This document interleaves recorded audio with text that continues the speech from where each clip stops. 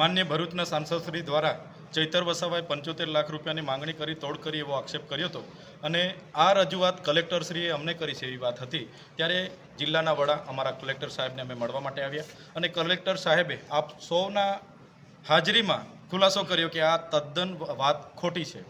એટલે મનસુખભાઈને મારે વિનંતી છે, જે મુદ્દો એ વડાપ્રધાનશ્રીના ડેડિયાપાડા કાર્યક્રમના ખર્ચાનો છે તો એની જ માહિતી રાખો ને। તમે આવા પાયા વિહોણા એક સાંસદ તરીકે મારા પર આક્ષેપ કરો, મારી રાજકીય કારકિર્દી, મારી શાખને તમે નુકસાન કરવાનું કામ કરો, એ વ્યાજબી નથી।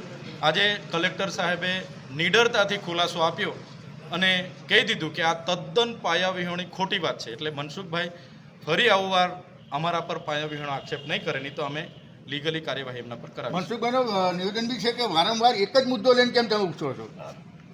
હવે વારંવાર તો ક્યાં છે? કાર્યક્રમ 15મી નવેમ્બરે થયો અને આ મહિનાની સંકલનમાં મને એમણે માહિતી આપી।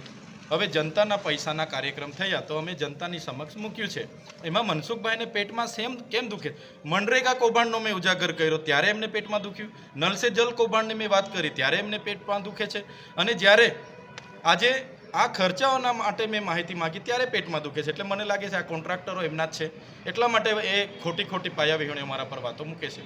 તમારી રાજકીય કારકિર્દીને ઠેસ પહોંચાડવાનું મનસુખ દાદા એક સાંસદ છે, હું ધારાસભ્ય છું।